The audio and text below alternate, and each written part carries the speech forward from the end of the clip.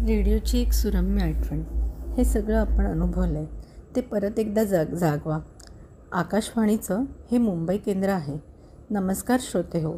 मध्यम लहरी 378 7-8 मीटर्स अर्थात 792 किलोहर्ट्झवर आकाशवाणीचं हे केंद्र आहे. आकाशवाणीच्या केंद्रावरून आम्ही बोलत आहोत. सकाळचे 5:50 झाली आहेत. असा निवेदिकेचा मंजूळ सूर कानी पडायचा आणि सनईचे सूर वाजायचे. कधी सांगली, कधी पुणे, कधी मुंबई केंद्र, एवढाच काय तो फरक.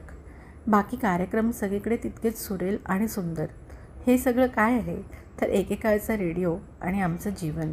आज पुन्हा सगळं नव्याने आठवलं. किती रम्य दिवस होते ते आणि अगदी अविस्मरणीय आठवणी. रेडिओच्या जमान्यात लहानाचे मोठे झालो तेव्हा रेडिओ म्हणजे हा कुटुंबाचा एक सदस्य होता. रेडिओच्यामध्ये कितीतरी ट्रान्सफॉर्मेशन झाले. पहिले फळीवरचा रेडिओ होता, मग छोटा रेडिओ आला, इलेक्ट्रिक रेडिओ आला, ट्रान्झिस्टर आला, पण रेडिओचे स्थान काही ढळले नाहीत. असा हा रेडिओ सकाळी 5:50 एका विशिष्ट धूनने चालू व्हायचा. एका मिनिटाची ती धून बंद होताच आपोआप वंदे मातरम सुरू व्हायचं आणि मग दिल्ली केंद्रावरून प्रक्षेपित होणाऱ्या आणि पुणे केंद्रावरून सहक्षेपित हिंदी बातम्या प्रसारित व्हायच्या. ये आकाशवाणी है, अब देवकी नंदन पांडे से समाचार सुनिये. हा आवाज म्हणजे तेव्हा देशाचा आवाज झाला होता. एकदा बातम्या संपल्या की मग प्रभातवंदन व लगेच भक्तिगीतांचा कार्यक्रम सुरू व्हायचा. दिवसाची खऱ्या अर्थाने मंगलमय सुरुवात असायची ती.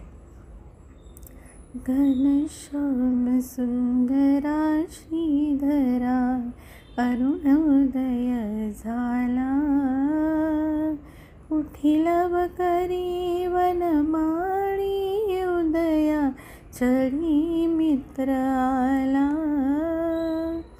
या भूपाळीबरोबर लता मंगेशकर यांची रंग येवो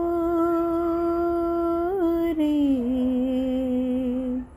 विठाई विठाई माझे कृष्णाई कान्हाई, किंवा पहिलं तो बेकाबू कोकता है, शकून गे माई सांगताय, भेटी लागी जीवा लागली सियास. असं भक्तिमय संगीत चालू असायचं. याला जोड म्हणून पंडित भीमसेन जोशी यांची इंद्रायणी काठी देवाची आळंदी, किंवा जे का रंजले गांजले त्यासी माणे जो आपले, अशी भक्तिगीतं धीरगंभीर आवाजात ऐकू यायची. बाबूजींचं समाधी साधन संजीवन नाम हे 6:20 हटकून असायचं. शाळेच्या दिवसात क्लासला जाण्यासाठी हे गाणं झालं की सायकलचं पॅन्डल मारायचं. घड्याळ वगैरे कधी बघायलाच लागलं नाही. इनफॅक्ट घड्याळ नसायचीच घरामध्ये. सगळं काही चालायचं ते रेडिओवरती. सकाळी चहाचा घोट घेत असताना 6:55 संस्कृत बातम्या सुरू व्हायच्या. काही कळायचं नाही, पण रोज रोज ऐकून ते पाठ झालं होतं. इयम आकाशवाणी सम्प्रति वार्ताः श्रूयन्ताम्, प्रवाचकः बलदेवानंद सागरः. हे आमचं पाठ झालं होतं. पुढे कितीतरी वर्ष तोच आवाज होता. संस्कृत कळलं नाही, पण ते मात्र पाठ झालं. संस्कृत बातम्या लागल्या की आईचा आवाज यायचा, अरे संस्कृत बातम्या लागल्या, आंघोळीला जा. सकाळी 7 वाजता 5 मिनिटाच्या हिंदी बातम्यांच्या सुरुवातीला बातमीदार एक औंढा घेऊन ये आकाशवाणी है, अब सुब्रमण्यम स्वामी से समाचार सुनिये. मग 7:05 घोषणा ऐकू यायची, आकाशवाणी पुणे सुधा नरवणे आपल्याला प्रादेशिक बातम्या देत आहेत. ठळक बातम्या. आजही सगळं आठवतं. अत्यंत स्पष्ट आवाजात 10 मिनिटात त्यावेळेचे जग समजायचे.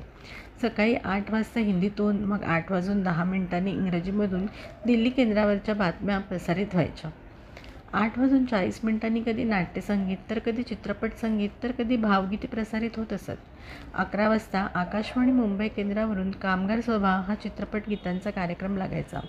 त्या काही शाहीर दादा कोंडके यांचं लोकप्रिय झालेलं माळ्याच्या मळ्यामध्ये कोण ग उभी, राखण करते मी रावची, किंवा अंजनीच्या सुता तुला रामाचं वरदान, एक मुखान बोला बोल जय जय हनुमान.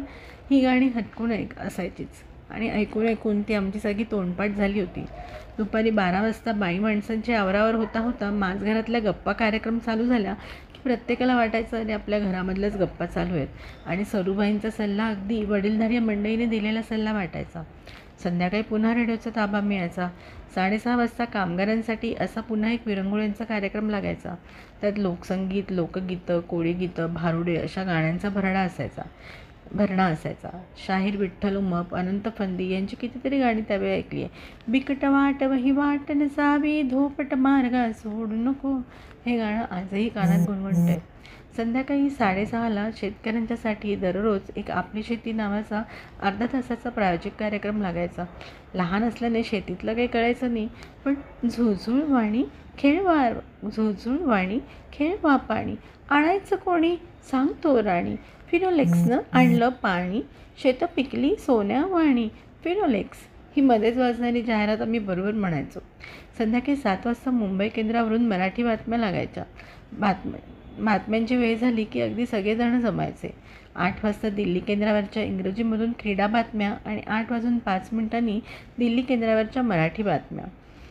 आकाशवाणी दत्ता कुलकर्णी आपल्याला बातम्या देत आहेत असा दमदार आवाज घरात घुमायचा. घरातल्या लोकांची जेवणं व्हायची तोपर्यंत 9 वाजलेले असायचे आणि मग नमोवाणी आणि मित्रमंडळ सादर करीत आहेत एक नाटिका असा श्रवणीय अर्धा तासाचा नाट्यप्रयोग लागायचा. असं वाटायचं की जणू काही आपण प्रत्यक्ष ते अनुभवतोच आहेत. तोपर्यंत झोपायची तयारी व्हायची आणि जुन्या हिंदी गीतांचा कार्यक्रम सुरू व्हायचा. मग मोकळ्या हवेत अंथरुणावर लोळत पडत ही सुमधुर शमणीय गाणी ऐकत कधी झोप लागायची कळायचं पण नाही.